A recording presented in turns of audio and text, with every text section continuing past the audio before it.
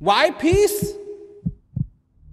The world will tell you this is what the world needs, this is what the world needs, this is what the world needs.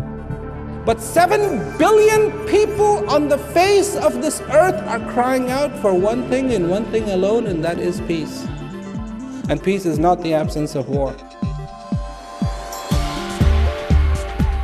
I travel not because I like to travel. I travel so I can say this. What you're looking for is inside of you, and you should be in peace. Prem Rawat has been traveling for 40 years, inspiring people around the world to find peace within. Buenos dias. Good to see you. Buongiorno. Guten Tag. Bonsoir, Montreal. I go and I talk to people, and I present them with the possibility of themselves discover the peace that lies within you.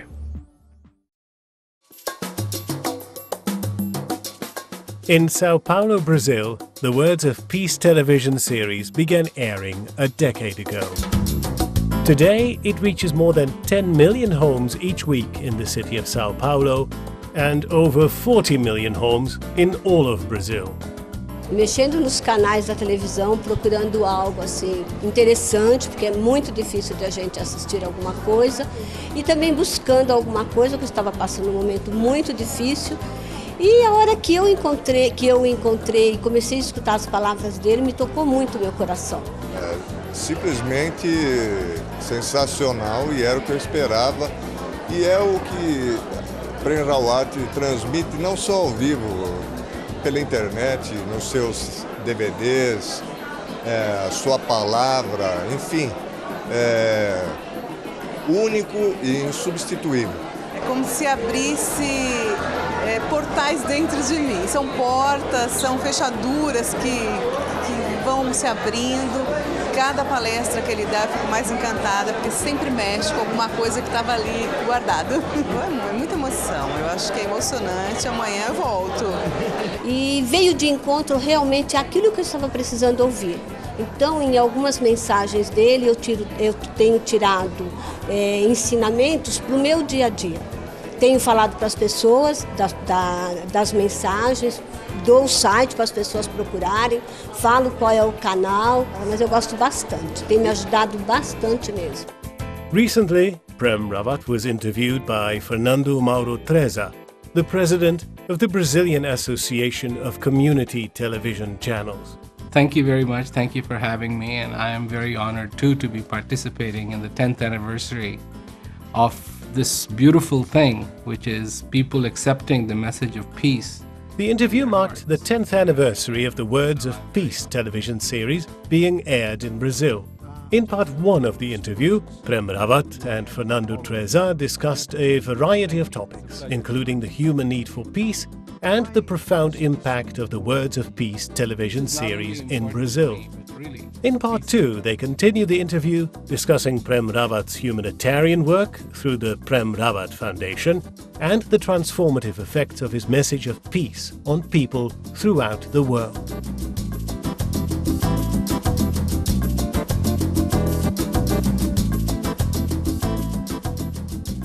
We are talking about thirst, people that are starving, and things like that. Do you see humanitarian work as being more than just feeding people? Few years back, I was in this place in India called Ranchi, and I saw that the children were extremely poor. I started talking to somebody who knew about that area, and he told me that the children lacked so much food that they were actually stealing the food from the rats. Where the rats store the food, they would dig it up and they would eat. So I said, what can we do for them? So we started and opened up a kitchen facility and give them food. Not just any kind of food, food that they are familiar with, the food that they would like to eat. So we just began the project and the kids started coming, and of course we didn't want to run it. So we left it to the local non-profit organization. No, the local chiefs to say, you run it, we will provide the food, we will provide the facility. Amazing things started to happen. Their health improved. Because now they were having good clean water, good clean food, their health improved. Because of their health, guess what? Just recently, the first child from there completed high school and went on to a university. Education got better. Okay, what else? The crime rate dropped. Because now people could eat. They didn't have to steal to sell to, then get food. So much started to change. Better health, less crime, more education, better success stories. This is what good, clean food and water can do. And the purpose of the Prem Rawat Foundation is not only to bring the message of peace, but to allow people to have peace, prosperity, and to do this with dignity. That's what I would like to ask you about the Prem Rawat Foundation that you created, because it seems to be that you really work with the peace message, but you also work with, in a way, to help people with food, water, and things like that. And I would like to know, how does it help your work and your purpose? And I mean the peace purpose. There's a relationship between one thing and another. Well, for me, from my perspective, I wanted to do this as a humanitarian effort. Look, we can talk about peace till we turn blue in the face, but it is hard to talk to a person about peace if their stomach is growling because of hunger. So I wanted to bring some self-sufficiency to the people. So we started this, but I can see that until the fundamentals are taken care of, the basics are taken care of, it is going to be hard for people to accept peace. Not that peace has to come from outside. The peace I'm talking about comes from inside them. But at the same token, it becomes difficult. But as they grow and they become successful members of the society, they can play a big role, a huge role in bringing peace to themselves and their communities. So yes, two are interlinked, but for me, when I started with these projects, it was purely a humanitarian thing, because now we have one in Ghana, Africa, we have one in Dhading, Nepal, and we're going to be opening other ones. And as I watch this unfold, I see what that does to a community, that it is not a very complicated formula. And this is what I always say, it is peace, prosperity. We need prosperity, but prosperity without peace is disaster. Because this is what we have right now. We have a lot of prosperity, but no peace. Not working.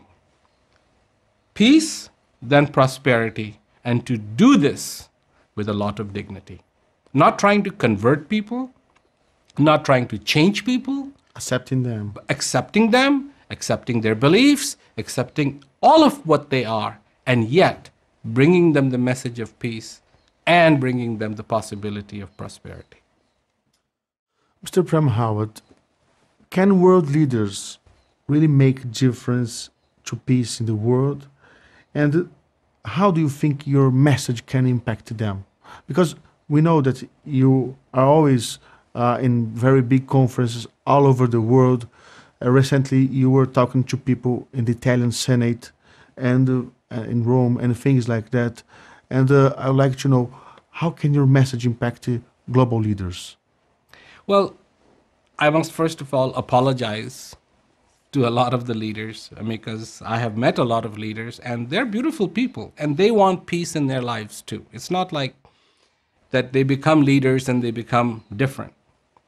But I also know that peace will come from every single human being. That global leaders can help by putting ends to the conflicts, by not perpetuating the conflicts, not perpetuating the wars, but helping people understand prosperity and to give people the dignity that they deserve. But peace is within human beings. They need to discover it. They need to explore it. They need to feel it. And if we keep relying on world leaders to bring peace, I'm afraid that is going to be not anytime soon. But if we rely on ourselves as the citizens of the earth, that every single human being has the right to feel peace. It's a fundamental right to feel peace. That if we take that approach, then there can be peace on this earth. I know that your message arrive to people by TV, by radio, by internet, but there is a educational program for peace in areas like neighborhoods, little societies that need to listen words of peace. And I would like to hear something about a very special community, the prisoners. Normally, people don't matter about prisoners. They are in prison. But you care about them. I do. How is your work with people that live in prison? And for sure, if they are in prison, they hadn't a peaceful life. Well, this is what's very, very interesting. Because this is exactly what you would think. Oh, they're in prison, what hope do they have? But we have a beautiful peace education program. And we have taken it to prisons. And I go to prisons and visit people in prisons and speak to them. And I can tell you that maybe they have done something wrong in their life and that's why they are in prison. But that doesn't mean that they are not a human being. And they need hope too. And are they capable of feeling peace? Yes, they are. Are they willing to see hope? Because otherwise, what's going to happen? Sooner or later, they're going to be released, they commit the crime again, and they're back in prison. The Peace Education Program is really a wonderful program, and it's not only just for prisons, but it is going to libraries, it is going to people's retired homes. It is for really everyone who is interested in peace. And I just hope that that Peace Education Program keeps expanding and expanding and expanding, because everyone who comes across it can truly benefit from it. In San Antonio prison in Texas, one of the things that the officials noted, that people who were going through the Peace Education Program had the lowest rate of return. They were not coming back to prison. They were very impressed with what's going on here. And everywhere, I've been to prisons in South Africa, in Zonderwater. I've been to prison in Argentina. I've been to prison in San Antonio. And when I go there, I see people. You know, it is between the judge and them and the lawyers to figure out who did what wrong and how much punishment they're going to get. But I am there as a human being talking to another human being, bringing the message of hope, bringing the message of peace, because they need to feel this too. And this is what people say. If I would have only heard this message before, I would not be in the prison today. And there are prisoners who want their families to hear the message because they know that their children are taking the same path as them, and they want to break the cycle. We're human beings. We've got to help each other. Who else is going to help us? You know, it's us who have to help each other to realize our potential. All of us. All of us. And all of us have to work in bringing the message of peace and making the peace possible. I am not taking any contract that it is my responsibility to bring peace. No, I am just playing a small part. Everybody has to play their part. Then peace will come.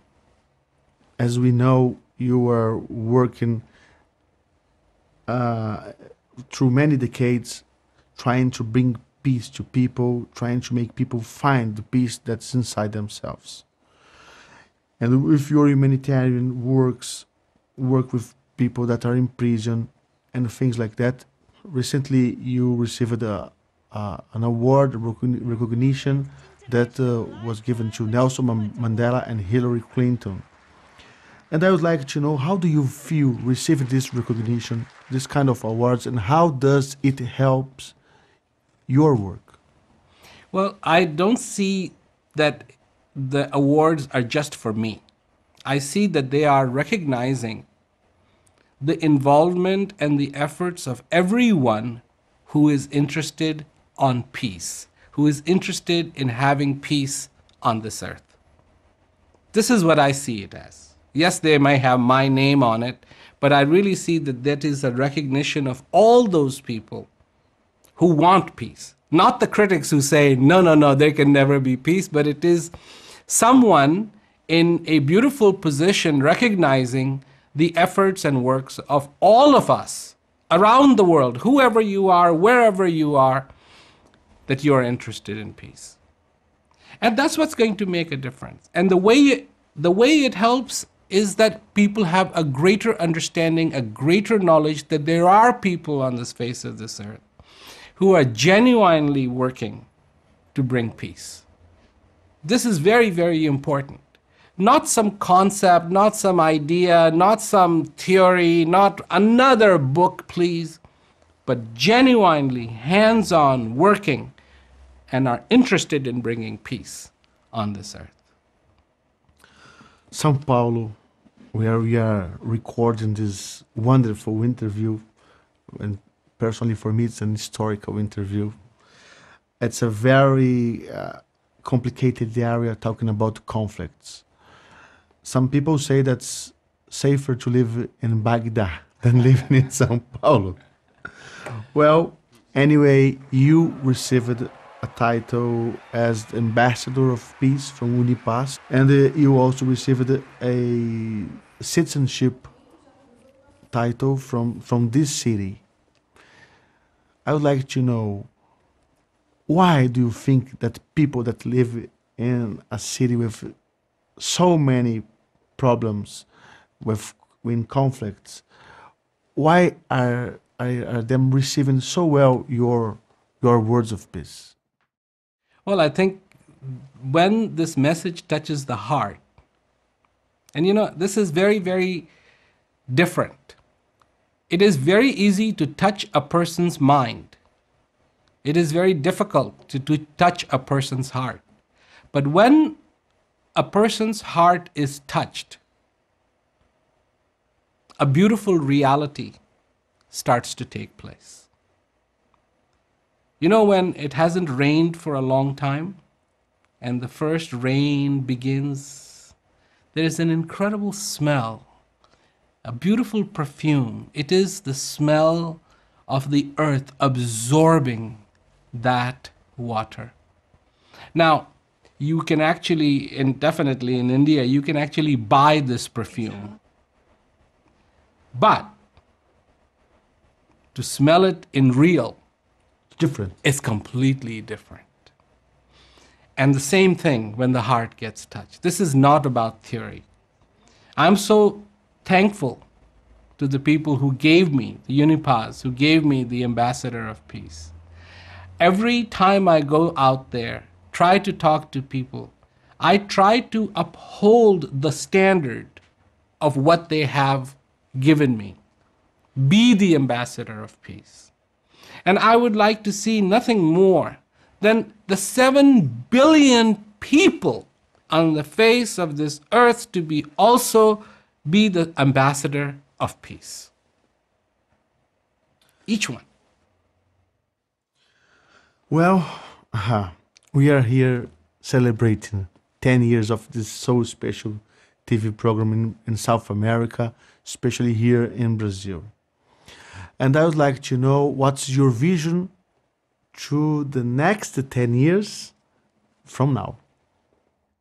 More and more and more of this beautiful, beautiful, beautiful expression of peace, of joy, that being alive does not have to be painful, that it is the most beautiful thing that can be celebrated, that the breath comes into me, the breath comes into you, and that is the most direct gift of the Creator. Every time you are touched, the same power that keeps this universe and all the universes intact just came and touched you too, in the expression of the coming of this breath, of the expression of coming of this day, in the expression of coming of the understanding, in the expression of coming of the clarity, in the profound, most profound expression, the expression of peace. Okay.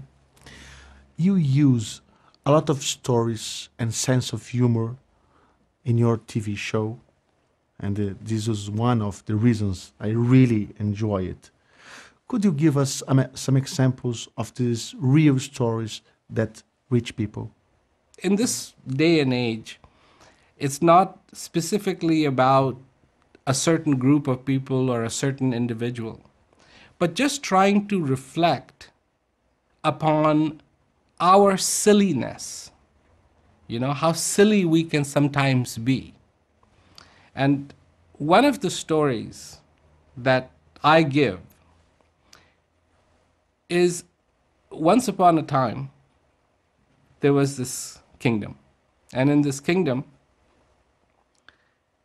the king heard a message one day that a man far away from his capital had discovered a way to live forever. So now the king was, I have to know this way to live forever. So he called his ambassador and he said, now I want you to go to this person and learn the way to live forever. And please don't delay. Leave now. Well, the ambassador said, okay, I'll leave.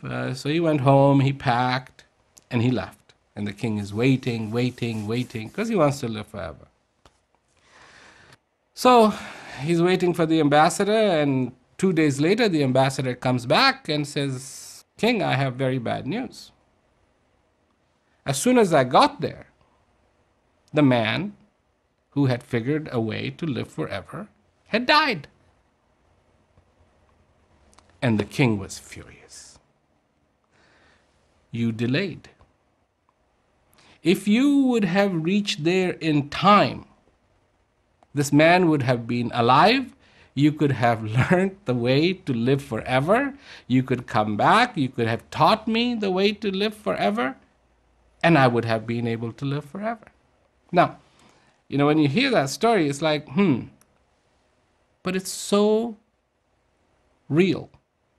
Because people don't understand that if this man truly had figured out a way to live forever, he wouldn't die. He wouldn't die. For sure. But the king didn't look at that obviousness. To the king, it was like, you delayed. And so, there was big discussion about if he wouldn't have delayed, whose fault it is, and everything else. Finally, a wise man was walking by, heard the commotion, came in, said, why are you fighting with each other? And so when the story was explained, he said, isn't it obvious to you? But this is what we go through. We don't look at the obvious in our lives. We don't look at the obvious. Do we have a plan for a lifetime? Or only for tomorrow? What is a lifetime? Not that big. If you live to be 100 years old, that's only 36,500 days. not 360,000, only 36,500 days. Do you have a plan for 36,500 days? What do you want to accomplish in your lifetime? In your lifetime. Not one day, not 5 years, not 15 years, not 20 years, in your lifetime. And I am saying to people, look at the obviousness. You're alive, and you have the opportunity, because you have a life, to accomplish something. Make it beautiful. And nothing, in my opinion, at least, is more beautiful than peace. When a human being is in peace, they are exquisitely beautiful. Exquisitely beautiful. When does a horse look beautiful? When it's running, when it's doing, when it's free, when it's showing its beauty. We need to do the same thing. If a horse can do it, we can do it. Okay. We need to look for being in our best way. Best way to be in peace. Mr. Prem Rawat, thank you very much for your words of peace today and this interview. It was very nice to hear your opinions about all this peace process that you are heading all over the world. Thank you very much. Thank you. It was a pleasure to talk to you. Thank you.